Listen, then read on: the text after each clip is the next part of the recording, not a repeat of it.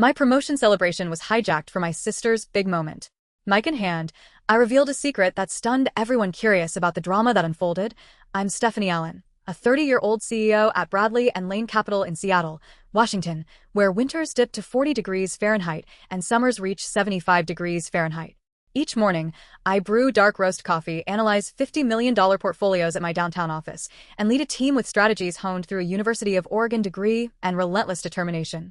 My childhood home in Salem, Oregon, appeared idyllic, a $400,000 suburban house with a lavender-filled yard, white picket fence, and warm-lit family dinners. But within, my parents, Mark and Linda Allen, cast me as a shadow to my sister Claire, their genius. While I, the firstborn, was labeled average, my efforts ignored despite my sacrifices.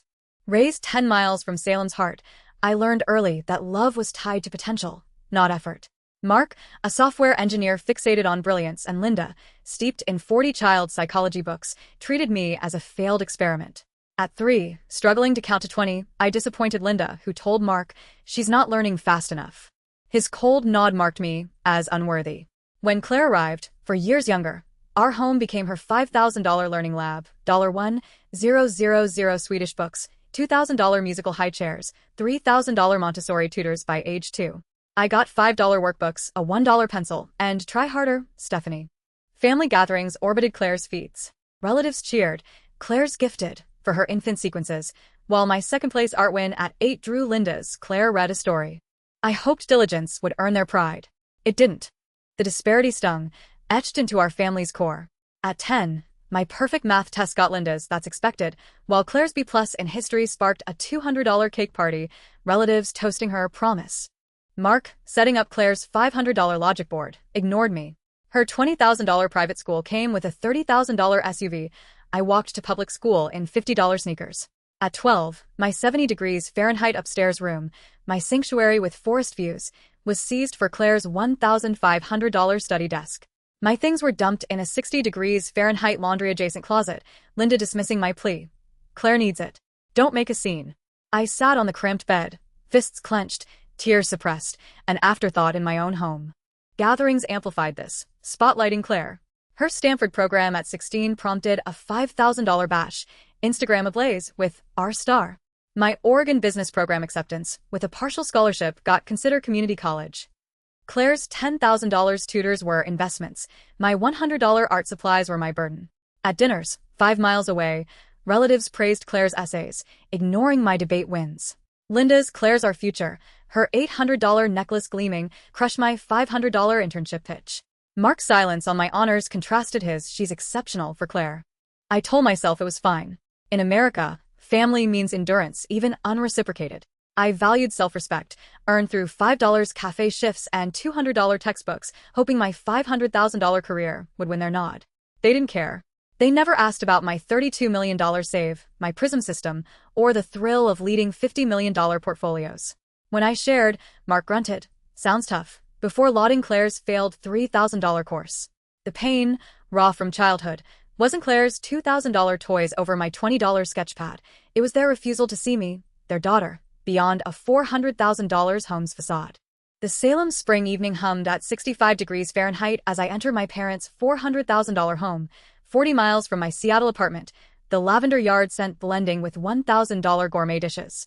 I'd wired $3,500 for a modest party to celebrate my promotion to Chief Strategic Investment Officer at Bradley and Lane Capital, a $50 million firm, trusting Linda's promise of an intimate 70 degrees Fahrenheit gathering. White orchids draped $500 tables, golden ribbons twined the staircase, far grander than planned. My grandparents, Arthur and Helen, chatted by the $300 bar, but Claire, in an $800 red satin dress, descended with Andrew, her boyfriend, stealing breaths. As I raised my $50 champagne flute, Linda stood, radiant.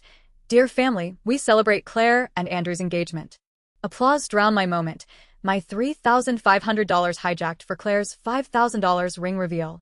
I stood frozen, glass shaking, heart plummeting as Linda's gaze slid past me, a stranger at my own $3,500 event. I stepped forward, voice catching, but Mark seized my wrist, his whisper cutting. "Don't ruin this, Stephanie. Make a scene, and you're done. No family, no inheritance, nothing." His 65 degrees Fahrenheit threat echoed years of erasure. My $20 sketchpad, my stolen room, my $200 textbooks for Claire's $20,000 tutors. I freed my arm. Resolve stealing. I'd saved $32 million with my $500,000 analysis, yet they buried me again. Raising my flute, I spoke. Excuse me, everyone. The room stilled, Claire halting, Linda's eyes narrowing. This was to celebrate my promotion to Chief Strategic Investment Officer, funded by my $3,500. Linda agreed to host, never mentioning Claire's engagement. Murmurs spread, Arthur and Helen stunned, their $200,000 faith in me unspoken but felt. I'm not against Claire's joy, I said, voice clear, but I won't stay silent while my family erases me, as they did my childhood, my room, my college funds, my moments. Andrew turned to Claire, brow furrowed. You said this was a family gathering. Her cheeks flushed. I wanted the right time. Andrew's tone sharpened. Using your sister's $3,500 to stage this? I expected warmth, not this. He set his $50 glass down, striding out, Claire's $800 dress trailing as she chased him, her pleas lost in the 65 degrees Fahrenheit night. Silence choked the 70 degrees Fahrenheit room, the $1,000 catering now a bitter backdrop. Mark's face reddened, voice low. You should know your place, Stephanie. Linda snapped. You humiliated Claire in front of everyone. Their fury, a mirror of Claire needs it more, burned, but I stood firm. This isn't a home. It's favoritism stage. Claire returned, tears turning to rage. You're jealous, ruining my life. Her $5,000 ring glinted, accusing, but I felt only exhaustion, not pain, her blame a broken record. Helen Sharp, you chose this, Claire cut through, silencing her. Mark's final salvo, you're no longer family, no contact, no inheritance, landed like a blade, their $400,000 home's threat as cold as ever. Arthur stepped forward, voice resonant. If you disown Stephanie, our $200,000 estate, house, savings, shares, goes to her. Linda gasped, Claire's our daughter? Helen countered, Stephanie never demanded, never deceived. We don't reward lies. Claire fled upstairs, her $800 dress a fleeting flare. Linda trembled. You can't. Mark turned away, silent. I gripped my purse, heart swelling. I never asked for this. Arthur's smile was warm. That's why it's yours. I walked out, the 65 degrees Fahrenheit night's apple blossoms whispering freedom, my $3,500 truth unshackling me from their $400,000 facade. In America, family is love and fairness, but mine chose Claire's $1,000 spotlight over my $500,000 legacy. I'd given my childhood, my silence, yet they stole my moment, as they did my 70 degrees Fahrenheit room at 12, my $200 college dreams for Claire's $30,000 SUV. Their know your place was control, not care, their $400,000 home a prison, not a haven. Driving to Arthur and Helen's $200,000 warmth, I shed their $800 dress world, my boundary forged in betrayal, my $50 million firm and $500,000 truth my own. The Seattle dawn cast a 50 degrees Fahrenheit chill through my $1,500 apartment's windows, 40 miles from my parents' $400,000 Salem home, as the sting of their betrayal seared anew. Linda had turned my $3,500 promotion party, celebrating my rise to Chief Strategic Investment Officer at Bradley and Lane Capital, into Claire's engagement reveal, her Claire's engaged, drowning my $500,000 triumph. Mark's you're cut off and Linda's you humiliated Claire at the 70 degrees Fahrenheit gathering, threatening no family, no inheritance, echoed years of erasure. I'd saved $32 million, yet they stole my moment, prioritizing Claire's $800 dress, leaving me invisible, a wound deeper than the hijacked $3,500. It was the annihilation of my place in their $400,000 world. I'd been the Allen family's unseen anchor, sacrificing childhood dreams in a $400,000 home that never reciprocated. Each effort, $100 art supplies, $5 cafe shifts, was a plea for love, a belief my $500,000 career would earn their pride. But Linda's don't be dramatic and Claire's you're jealous revealed a brutal truth. I was a tool, not a daughter. The pain wasn't new. It tore open scars from age 3, when my counting struggles drew she slow, while Claire's infant feets got $2,000 toys. My second place art at 8 was nothing to Claire's $500 reading, my 70 degrees Fahrenheit room taken for her $1,500 desk at 12.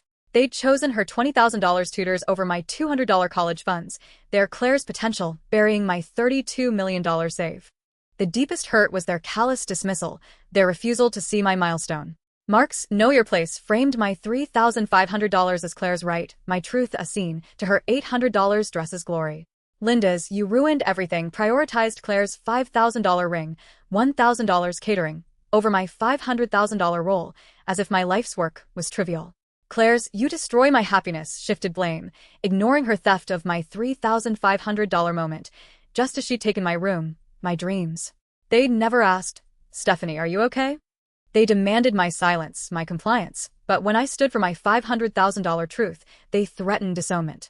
The betrayal wasn't a party, it was the erasure of my worth, my childhood, my place, for Claire's $400,000 home spotlight. In America, family is love and fairness, but mine was Claire's $30,000 SUV against my $50 sneakers, her $3,000 parties over my $20 sketchpad. I'd valued self-respect, earned through $500,000 Prism and $50 million strategies, believing my sacrifices, $200 textbooks, $5 shifts, would win their nod. I was wrong. I'd walked 3 miles to school, built a $500,000 legacy, yet they'd never said, "We're proud." Their no family wasn't about inheritance, it was love withheld, my pain irrelevant next to Claire's $800 dress. In my 65 degrees Fahrenheit apartment, their betrayal crystallized. They'd stolen my moment, my trust, offering only threats, leaving a void where family should have stood, my $32 million heart unseen. The Seattle dusk settled at 60 degrees Fahrenheit outside my $1,500 apartment, 40 miles from my parents' $400,000 Salem home, as I reviewed $50 million strategies, the memory of their betrayal, turning my $3,500 promotion party into Claire's engagement reveal, still vivid. Linda's Claire's engaged, and Mark's You're No One at the 70 degrees Fahrenheit gathering, their thread of no inheritance, no family, marked my limit. I'd saved $32 million with my $500,000 analysis, yet they erased me for Claire's $800 dress. At that $400,000 home, I took the mic, exposed their favoritism, and left Arthur and Helen's $200,000 estate pledged to me. I severed contact, rose to CEO of Bradley and Lane Capital, and set a boundary, choosing self-worth over their validation, their downfall a result of their choices. That 65 degrees Fahrenheit night, as Claire's You're Jealous and Linda's You Humiliated Us stung, Arthur declared, "Our $200,000 estate, house, savings, shares is Stephanie's." Linda's Claire's Our daughter, met Helen's Stephanie never deceived. Claire fled, Mark's You're Done a final cut. I walked out, apple blossoms in the air, their $400,000 home no longer mine. Their rejection, stealing my $3,500 moment, wasn't new. They'd taken my 70 degrees Fahrenheit room at 12, my $200 college funds for Claire's $20,000 tutors. I blocked their numbers, their silence freeing, not wounding, my $500,000 heart unburdened. I threw myself into Bradley and Lane, perfecting $500,000 Prism, predicting $1 million market shifts. Sleepless nights, $5 coffees, and $50,000 models made me CEO at 30, the youngest in history. On Market Mavens, I share my truth, Claire's $3,000 parties, my stolen $3,500 night, saying, I rose for myself, not their approval. The viral clip, Family Steals Sisters Moment, with 500,000 shares exposed Mark, Linda, and Claire Allen. Their $400,000 world crumbled, but I soared, my boundary ironclad. No contact, no return to their $800 dress facade. Arthur and Helen's $200,000 estate wasn't my aim. Their "You're worthy" was affirming my $500,000 value. In America, family is love, but mine chose Claire's $1,000 gadgets over my $32 million legacy. I'd given my childhood, my silence, yet they offered threats. Their Know Your Place was control, not care. Leaving their 70 degrees Fahrenheit stage, I embraced my $50 million firm, Arthur's grip, Helen's faith, my $500,000 truth. Claire's 75 degrees Fahrenheit plea. How do you do it? Met my I stood alone. My boundary, forged in betrayal, held firm, my $400,000 passed no match for my $50 million piece. The Seattle summer warmed to 75 degrees Fahrenheit outside my $1,500 apartment, 40 miles from my parents' $400,000 Salem home, as I led $50 million strategies as CEO of Bradley and Lane Capital. My Market Mavens expose, revealing Mark, Linda, and Claire's theft of my $3,500 promotion party for Claire's engagement, sparked a media storm. I'd given my childhood, yet they erased me. Their "You're no one and no inheritance" a final betrayal. Arthur and Helen's $200,000 estate supported me, but my boundary, no contact, stood firm. Their $400,000 world collapsed, and I felt no glee, only peace, their ruin a consequence of their favoritism. Their downfall was swift, brutal. Linda's "you humiliated us" faded, her socialite mask shattered. Mark's "you're cut off" vanished, his authority broken. Claire's "you're jealous" dissolved, her charm hollow. Salem's community, 5 miles away, shunned them, neighbors murmuring their disgrace. Melanie Harper, a cousin, emailed, "Stephanie, they're pariahs." Linda's isolated, Mark's silent, Claire's lost. I nodded, unsurprised. The family that stole my $3,500 moment for Claire's $800 dress reaped their reckoning. The $400,000 home, once Claire's $3,000 party stage, was listed at $350,000, unsold, its lavender yard wild, my $100 sketches long gone. Melanie texted, "They're selling $500 heirlooms, barely surviving." The house, vibrant with $1,000 galas, stood barren, a testament to their greed, abandoned like my $32 million triumph. Claire, 27, lost Andrew, her $5,000 ring sold, her fashion course and influencer dreams crumbling. Melanie noted, "She's jobless, back in your old $400,000 room." Her $20,000 tutors, $30,000 SUV, couldn't shield her from the 75 degrees Fahrenheit reality. Mark and Linda, stripped of their $500,000 facade, faced exile. Relatives, once toasting Claire's $1,000 gadgets, cut ties, their silence louder than cheers. Sarah, 15 miles in Portland, texted, "Stephanie, they're done. Your truth exposed them." I replied, "They exposed themselves." Linda's "Claire's our future" met my silence. Their ruin wasn't my aim, their $800 dress priorities were. In America, family is love, but theirs was Claire's $3,000 spotlight over my $500,000 legacy. I'd given my heart, yet they offered threats. Their $400,000 home decayed, but my $50 million piece shone, my boundary unyielding. The Seattle autumn shimmered at 60 degrees Fahrenheit outside my $1,500 apartment, 40 miles from my parents' faded $400,000 Salem home, as I led $50 million strategies as Bradley and Lane Capital's youngest CEO at 30. 3 years after Linda and Mark stole my $3,500 promotion party for Claire's engagement, their "you're no one and no inheritance" faded. My market maven's truth exposed their favoritism, ruining their $400,000 world. Arthur and Helen's $200,000 estate bolstered me, but my $1 million firm, true kin, and self-worth were my haven. I found peace, knowing Claire might plead, but my boundary held, my heart with those who valued me. I excelled, enhancing $500,000 Prism, mentoring teams, my $50 million firm surpassing rivals. Weekly dinners with Arthur and Helen, 5 miles away, filled with $20 toast and $50 albums, healed old scars. Their "you're worthy" was my true inheritance, not their $200,000 estate. Melanie's "you inspired me" and readers "you gave strength" echoed my maven's impact. Claire, jobless in my old $400,000 room, confronted me in her $1,000 coat. "How do you thrive alone?" I said, "I stood alone, Claire. You didn't." She left, unchanged, but I stood firm, no longer the yielding sister.